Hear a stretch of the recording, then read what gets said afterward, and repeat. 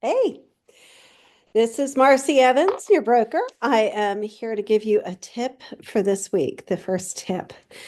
There is something really, really cool that I just found, and I wanted to share it with you guys because I think it will make life a lot easier this year coming into 2026. So, did you know that there is a seller fillable disclosure available now for community association, seller's property disclosures of all kinds? Let me show you how this works real quick. So, I'm going to share my screen with you real quick.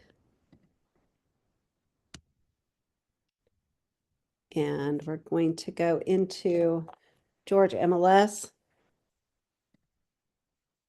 and into transaction desk. Now, this is a transaction desk situation. If you're using Remine, I don't have any idea what they're going to do.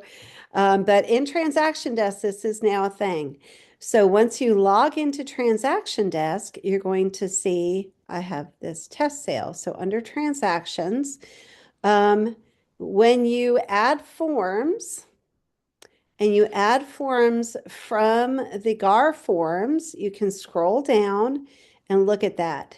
It says disclosure statements, seller fillable, all of these different ones. Isn't that awesome? So this is something new. No one even told me about it. I just happened to be in there and saw it, and I was like, oh my goodness, this is so good. So I added it just so that you can see how this would work in a signing session. So if I create a signing session, right? And let's say I call it, you know,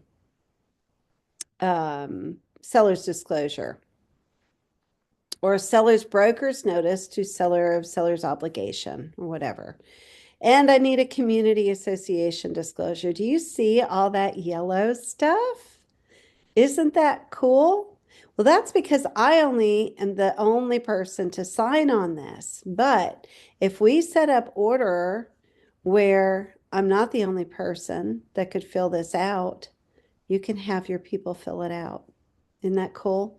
So let's kind of go through this as an exercise. I'm going to leave this. I'm going to go into transaction desk and I'm going to create a transaction. Very simple, basic. I like to use legacy transactions. I've had a few agents say that they don't really like the new and improved transactions. And we're just going to call this 123 Main Street. And we're going to say this is a residential listing. Okay. We're going to not import data. And we're going to just, I'm the listing agent. We're going to create it. So this is how you normally would create a transaction in Transaction Desk if you didn't know that. And then we would be filling out the street address, etc. So I'm just going to do this very quickly because I don't want to take up your time on things that you don't need. We're going to call this to be in Cartersville, and we're just going to move on. We're going to say the list date is going to be the 30th of January. Click next. And then our contacts. Now you will need to add a contact. So you can choose to add a new transaction contact. Let's say this is the seller. And I'm going to put my son's name in here. He doesn't own anything yet, but he will. And I will put in my broker Marcy one, oops, email just as a test email. Okay. So now we've got 3 people in here, listing agent, listing broker, and the seller. Next, we're going to be asked for forms. Now see, all these forms come up automatically and you can click add or whatever, but you can also add additional forms. So if we want to go to the disclosure statements that are seller fillable, we're going to want to do the seller's property disclosure. And let's say we want to do a community association disclosure, because those can take a while to fill out too, right? We're going to add those. And then when we go next, these are all the documents we already create. The affiliated business agreement disclosure is in Transaction Desk for you. So are DAs and so are contract cover sheets. You don't have to use them, but that you do have to use the affiliated business disclosure. This is supposed to help you with all of this. So now you're in this transaction dashboard and you need to have signings done. So maybe you do the listing agreement.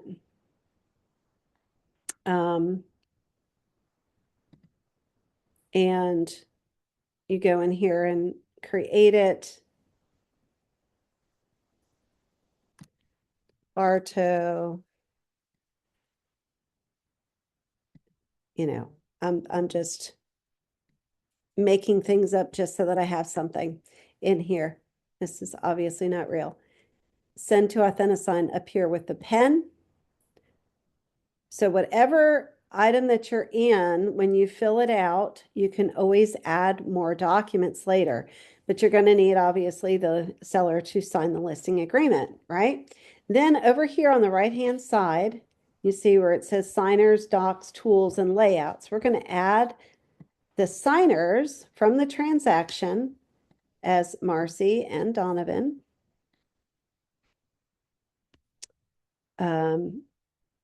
Seller, listing broker, be me. We're going to assign signature blocks. And then we're going to come over here to documents and we're going to add documents.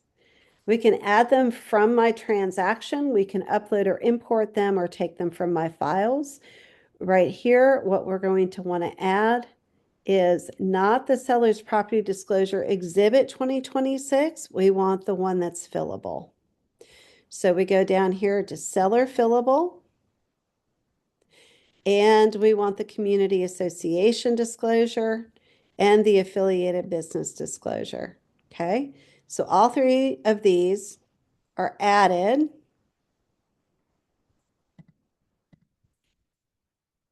And we can assign the signature blocks. Now, this is what's really, really cool. Okay, this would obviously be filled out, right? Dun, dun, dun, dun, dun. Down here at the bottom, here's the signatures. You will need to drag and drop this section here to bind it when you send it. But here you go. Donovan will need to fill all of this out and he can check mark yes or no, and he can add text where text needs to be.